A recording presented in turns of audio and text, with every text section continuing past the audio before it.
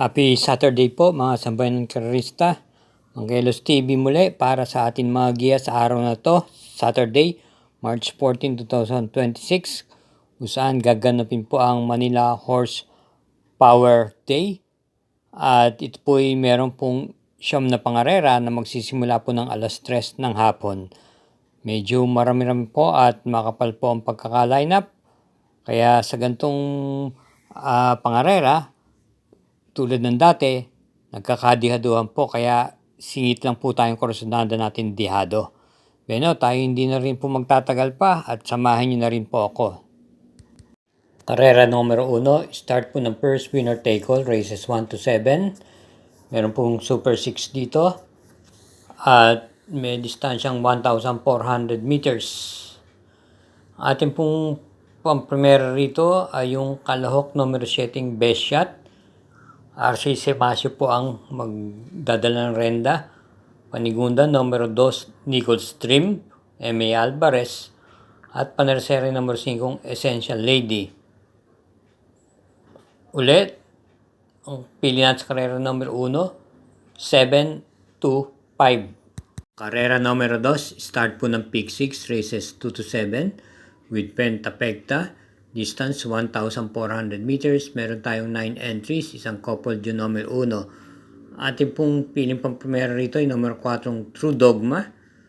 Nararenda naman po ni Jem Storke. Panigundo yung Metaglay na bilis. Numero 6 Speed of Sound. M.A. Alvarez naman po ang rerenda. So ulitin po, sa karera numero 2, ang pili po natin 4, 6. Karera numero 3, start po ng second set ng winner take all, races 3 to 9. Ito po ay may distansyang 1,400 meters at meron tayong 11 entries, dalawang coupled numero 1 at numero 8. Pili, pamprimera, yung coupled entries numero 6. Word Isn't Enough, si Pilapil. At yung kakwadra niyang 6A na Snow White, AP Asuncion naman po ang rerenda. Panigundo, yung isa pang coupled entries, numero 1, Popoy and Basya, JB Bakaykay. Coupled entries na 1A, Lady's Secret, CS Pare Jr. Bilang panersera po natin dito yung kalok numero 2 na Libunan ni RD Raquel Jr. Muli po, ang pili po natin sa karera numero 3, 6, 1, 2. Karera numero 4, start po ng second Peak 6, races 4 to 9 with Pentapecta at may distansyang 1,000 meters. Meron po tayong 8 entries dito. Isang couple yung numero 6. Ating po piling pang primera yung numero 5, Pretty Penny, James Torque na pwede pong i-pacing at baka makapanood po ng bakbakan sa unahan. Panigundo natin yung numero 8 yung Little Annie na may taglay na tuling, M.A. Alvarez naman po ang renda. At bilang panersera po natin dito, isa pa rin na may taglay na bilis yung numero 3, Shakti, na kinambyo na po ang renda kay MB Pilapil. Muli po, sa karera numero 4, pili po natin 5, 8, 3. Muli ko lang pong ipinapalala, wag po tayong makakalimot na mag-subscribe. Pakishare na rin po at hit po natin yung like at notification bell button. At gayon din naman po, pakifollow ang Mangkelos TV Facebook page. Karera numero 5, start po ng Peak 5, races 5 to 9. May distansyang 1,400 meters with Super 6, 11 entries, isang couple di numero 4. First choice, yung numero 11 Malibu Bell, JB Hernandez po ang renda. Panigundo, yung couple entries numero 4, Cool Ma'am, Misha, nakapa rendahan po ni RC Semasio, James Torque. At panersera po natin dito yung numero 7 Makarit, AR Villegas naman po ang magdadala. Muli po, sa karera numero 5, ang pili po natin 11, 4, 7. Karera numero 6, start po ng Peak 4, races 4 to 9. With a distance of 1,400 meters with Pentapecta. May 9 entries, ang couple numero 5. Primera, yung numero 9 Stefani na isang imported horse. Si Espare Jr. po ang rerenda. Panigunda yung derimating numero 1 Batang Kangkalu, gamay naman po ni JT Pabilik. At panersera yung coupled endings numero 5 Orient Express, JB Hernandez.